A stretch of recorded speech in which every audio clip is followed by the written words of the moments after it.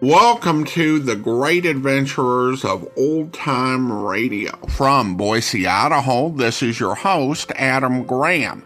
In a moment, we are going to bring you this week's episode of Cloak and Dagger. But first, I do want to encourage you, if you are enjoying the podcast, to follow us using your favorite podcast software. And today's program is brought to you in part by the financial support of our listeners. You can support the show by mailing a donation to Adam Graham, P.O. Box 15913. That's P.O. Box 15913, Boise, Idaho 83715. Or becoming one of our ongoing Patreon supporters for as little as $2 per month. Just go to patreon.greatdetectives.net.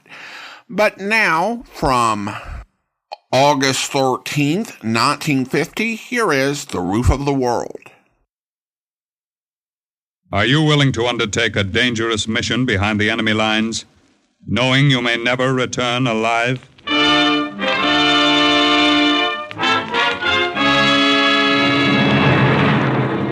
What you have just heard is the question asked during the war to agents of the OSS, ordinary citizens who to this question answered, yes. This is Cloak and Dagger.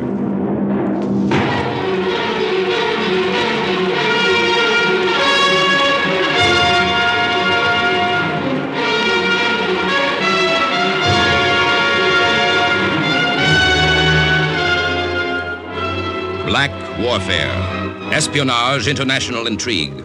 These are the weapons of the OSS. Today's story, The Roof of the World, concerning two American agents who travel into the far-off and mysterious land of Tibet on a secret pilgrimage, is suggested by actual incidents recorded in the Washington files of the Office of Strategic Services. A story that can now be told.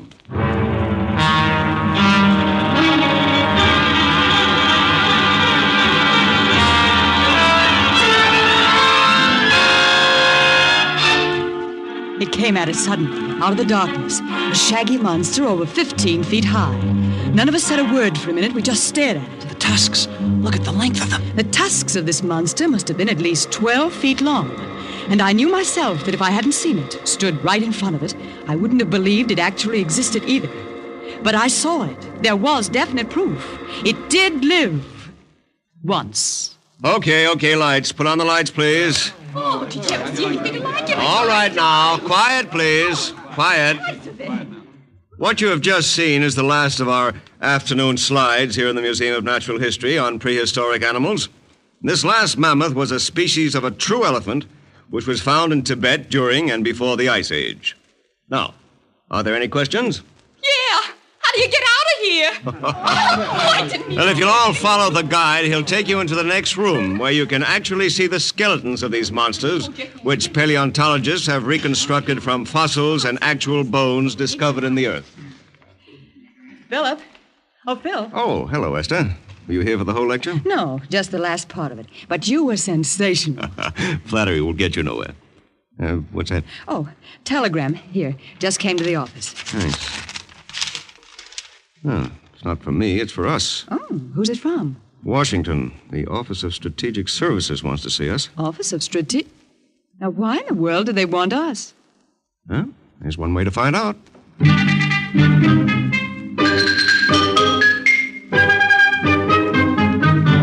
Mr. and Mrs. Malden, we know your reputation as geologists and explorers. We know you traveled the Far East together several times. That's true, Colonel. Now, at this stage of the war, Germany is pushing eastward across Africa to Suez, and Japan is thrusting westward across China into India. If the Axis partners meet, their junction will be Central Asia, and dominating that meeting point will be Tibet. What do you want us to do, Colonel? We want volunteers to make a pilgrimage to the Dalai Lama, High Priest of Tibet. It'll be a goodwill mission to get them on our side. It involves a great deal of danger. Yes, we know. Esther? Well, as long as you're sure that mammoth elephant disappeared from there centuries ago, I'm willing.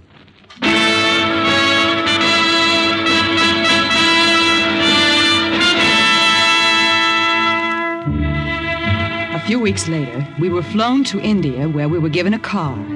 Then the tour was started out across the border to a village called Gyuksam at the foot of the Himalaya Mountains. Once there, we were to pick up pack animals and a guide and start our journey to the holy city.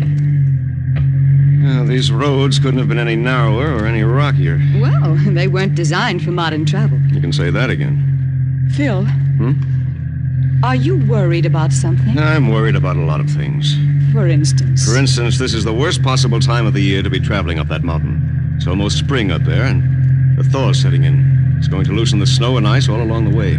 Well, we'll just have to be more careful, that's all. Oh, Phil, look, round the bend of the road. That's the village, isn't it? That's it. That's it. Wait a minute, Phil. Slow down. Look. Good Lord. I should have said was a village. Burned to the ground. The old man who sat wailing and moaning, cross-legged on the ground, was the only one left alive in that village. Bandit tribe, come from mountains, steal, kill, set fire to village. How is it they spared you? I am priest sent from Dalai Lama to this village many years past. If they kill holy man, great plague and pestilence will be upon them. Well, tell me, where'd you learn to speak English? In holy city was taught. Well, what do we do now, Phil? We can't leave him here alone. We'll take him with us and drive until we find another village. Oh, no. I take you. Huh? What's that? Sing to will be guide to holy city. Here all is lost. Go back to Dalai Lama. What about pack animals? A village of Chomda, not far away. We'll go there first. Chomda was about 10 miles away down the road. It was small, with only a few huts made of sun-dried bricks. Phil was afraid of the spring thaw that was setting in more every day, so we made arrangements with the native chief to start almost immediately. What do you say, Sing Tong? Skiangs, wild donkeys, as good pack animals as other white men has. Oh. What's he talking about? What other white men? Ask him. Guardano. Strangers leave here 2 days ago on way also to holy city of Rasa. Wear badge with crooked cross. Phil. Nazis. We're in a race, Esther. We've got to reach Lhasa before they do.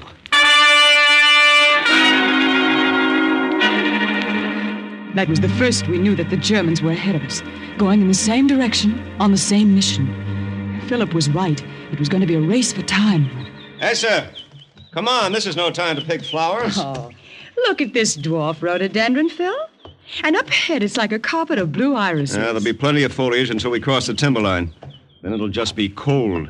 And traveling on snow is going to be a lot tougher. Well, I'm not looking forward to the temperature dropping 100 degrees in 20 miles.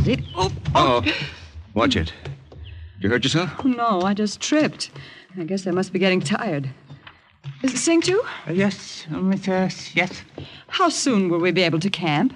Cold Springs, less than half mile ahead. We'll camp there for night.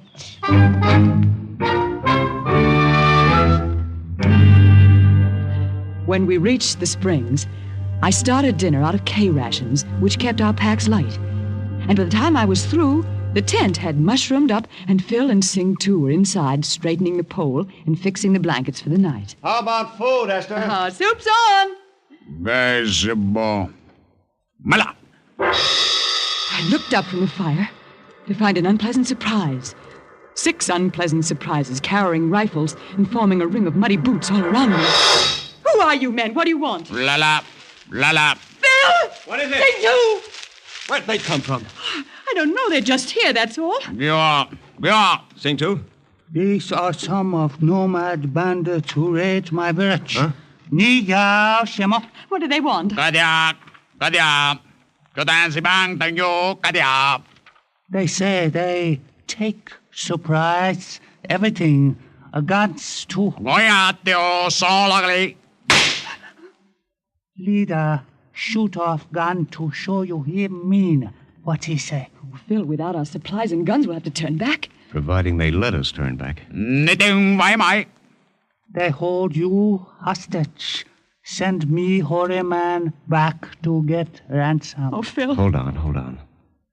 Don't let them know you're afraid of them.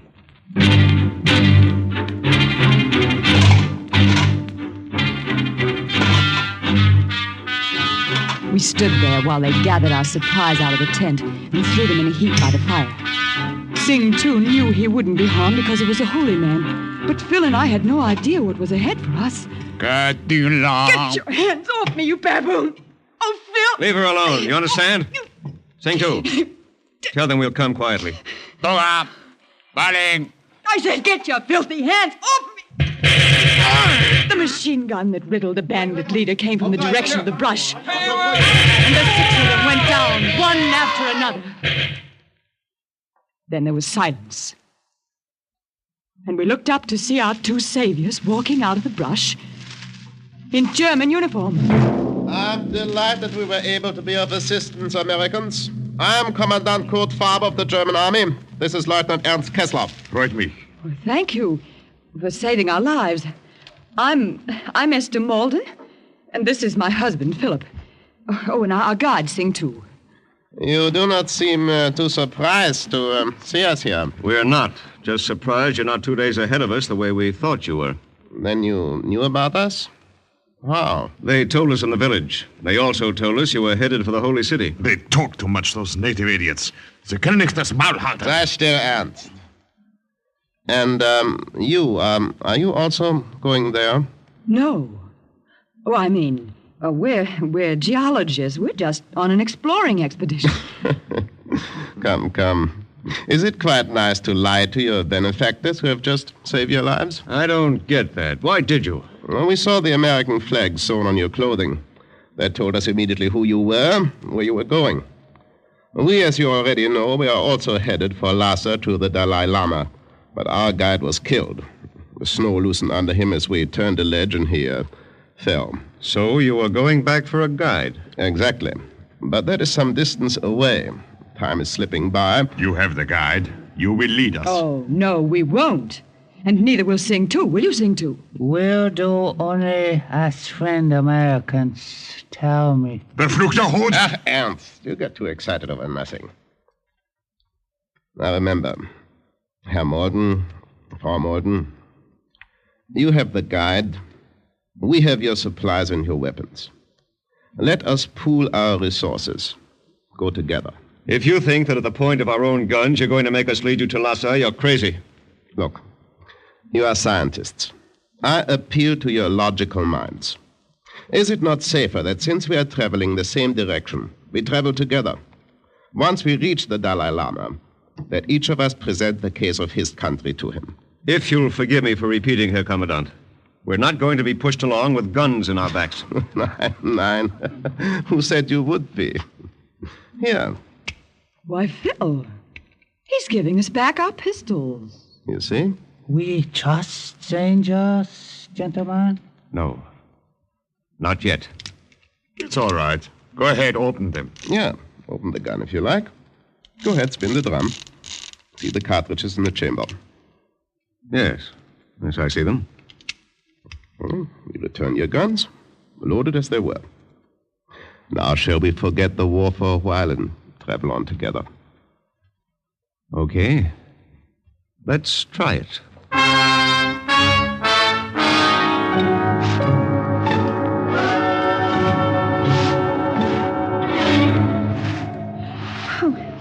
We're lagging behind them, Phil. Shouldn't we catch up to them? We will. I want to talk to you. Ooh, I'm cold. Our temperature went down so fast once we crossed the timberline, I could almost hear it drop. What do you think of this situation? With our friends? I don't know what to think. You trust them? Of course I don't. Whether they gave us back our guns or not, they're still going to look for a chance to double-cross us before we reach the Holy City. What are we going to do, Phil? Just keep an eye out. Look for a way to double-cross them first. Fresh, clear brook here. Good water to drink. Come. Come, my friends. You hear what he says? Water. That will taste better than the whiskey in your flask, eh, Ernst? We're coming.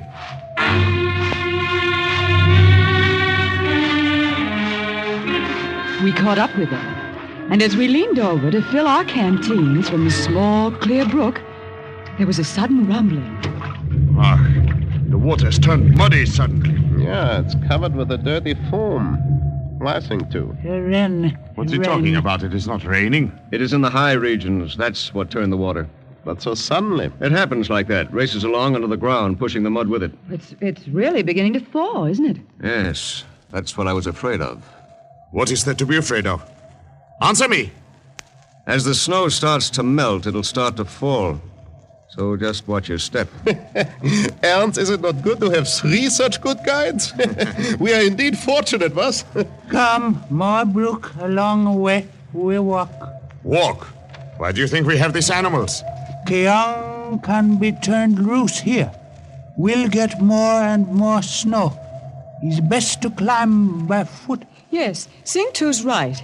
Besides, the animals won't find any place to graze. It's been getting pretty sparse for miles. Where will they go? They are wild. We'll find our own way. Hera!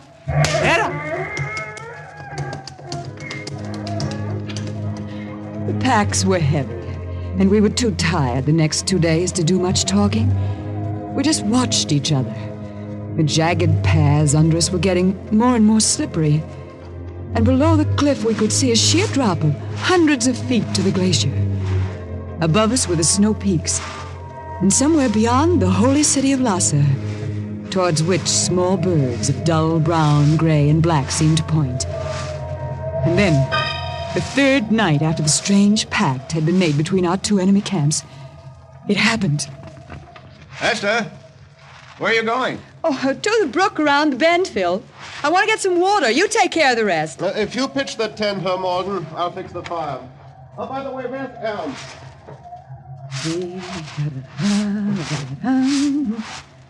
Oh, there it is. I knew I'd seen a brook.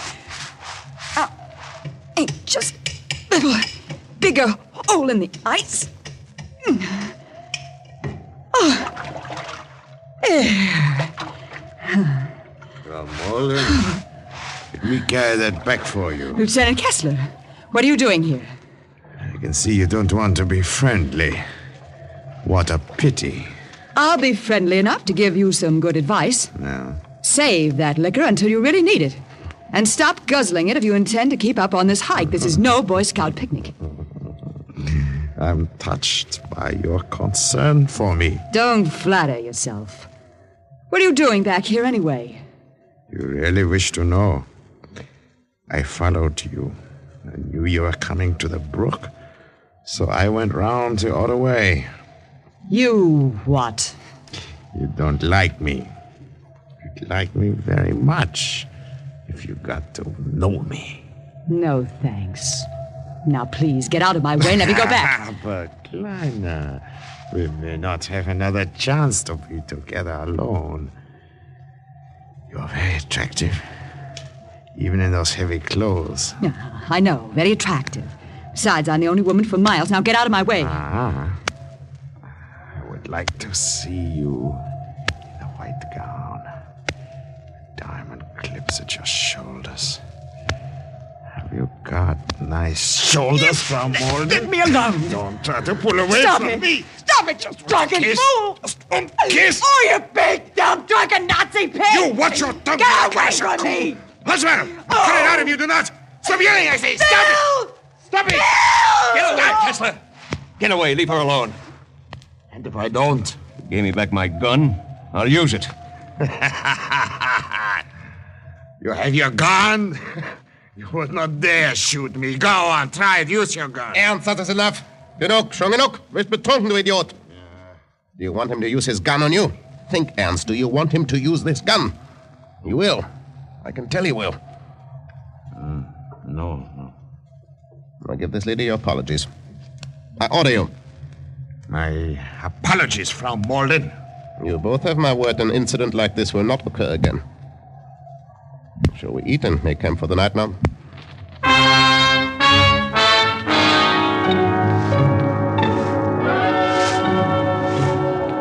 All the next day, Phil and Sing 2 kept me between them as we climbed. I wondered how soon we'd see the holy city, and when all this would come to a head. Look! When Sing 2 yelled, we turned around and looked in the direction from which we'd just come. A huge ice pillar swayed for a moment, and then it landed on the path we had come from less than 2 hours before. Well, this is what we can expect from now on, now that the thaw's set in. Oh, well, I'll expect it, but I won't look forward to it.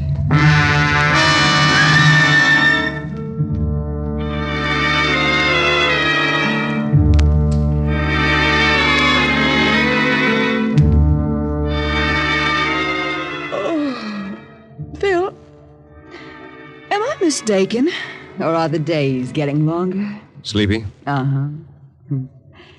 You know, it was nice of them to let you and Sing 2 and me have this cave to ourselves. Well, considering that it's too small to hold more than 3 of us, it wasn't so magnanimous. Still, they could have tried to grab it for themselves. Farber seems to be trying to make amends for the way his pal acted the other day. I wonder what their game is. Yes, I'd like to know, too. Sing 2. Yes. You wish to know how soon we reach Holy City? He may not talk much, but he's a pretty good mind reader. That's it, Sing 2. How long? Expect to see gates in distance perhaps tomorrow. Tomorrow? Oh, that's wonderful. Is it? Well, isn't it? It means time's run out, Esther. If they're going to pull anything, they're going to pull it now. The Germans were camped under a ledge which protected them from the wind, about 50 feet from us across a narrow crevasse. In spite of all the things that had happened before, or might be going to happen ahead, it was strangely peaceful up there. In the west, a fan of pink rays from the sun shot up from behind the snow range, and overhead a few bright stars twinkled. Presently, the fan flickered and disappeared. And then, in the glow of the full moon, I saw what looked like a long procession of ghosts in the distance, but were actually cascades of snow, melting and falling hundreds of feet, leaping from ledge to ledge. In the morning, the air was crystal clear, and we saw it. The holy city. Esther, do you see it? I expected only to return again when I die. Oh, it's beautiful.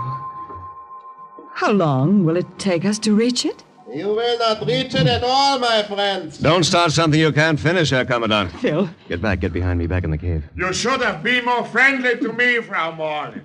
Perhaps I would have taken you with us. Go on, throw your gun, shoot us. Go ahead. What's the big joke? Do you think we would have been fools enough to give you loaded guns? But I saw them. I broke open the gun and saw the cartridges. Did you take one out and examine it? Why don't you do it now? Phil, look, I opened mine.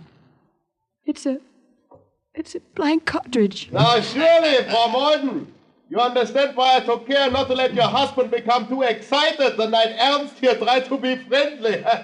I did not want to take a chance of you finding out too soon. We should give your regards to the Dalai Lama. Go on, shoot us. Go on. Kill us with your blank guns, if you can. That's not a bad idea. Help! Esther, Ernst, look out! back in the cave, quick. Phil took them at their word and actually killed them with his blank gun. The shots vibrated enough to loosen the heavily piled snow, break the crust at the rim of the ledge, and start the slide that avalanched down to the Germans. them over the side and buried them somewhere on the cliffs below us, under rock, ice, and snow. Gone? They are gone. Oh, the thaw worked for us, didn't it? Yes. Come on, Sing-Tu. You lead. We'll follow.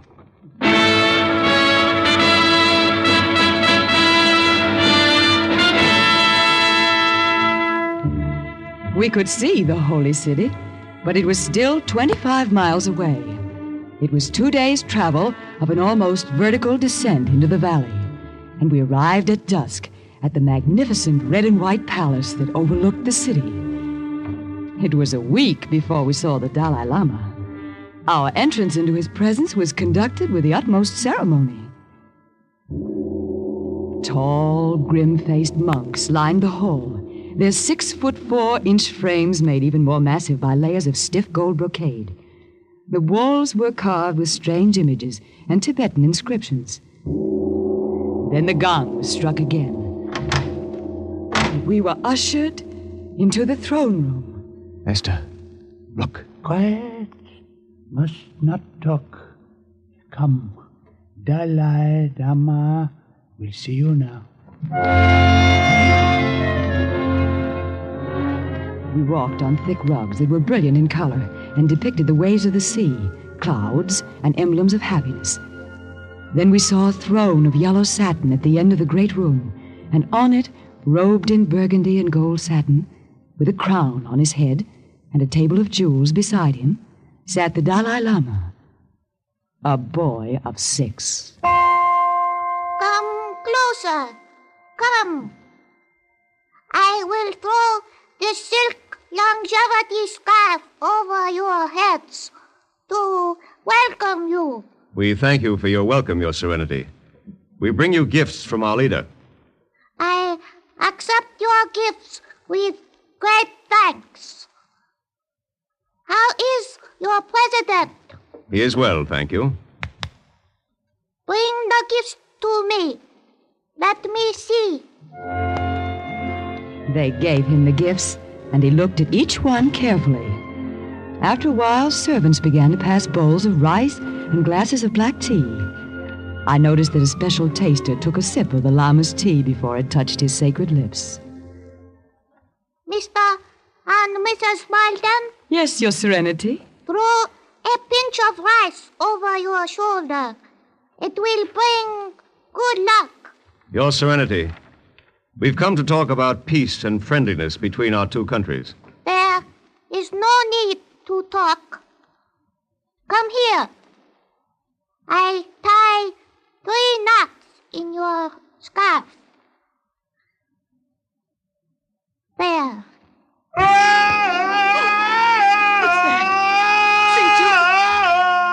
Means only interview at an end. But we've accomplished nothing. His Serenity has tied 3 knots in Americans' longevity scarf. He has blessed them. Our countries will be friends.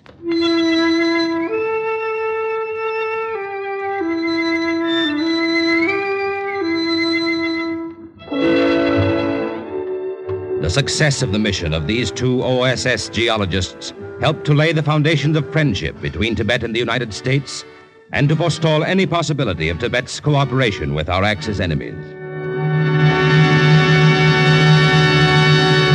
Thus, once again, the report of another agent ends with the words, "Mission accomplished." Listen again next week for another true adventure from the files of the OSS on Cloak and Dagger.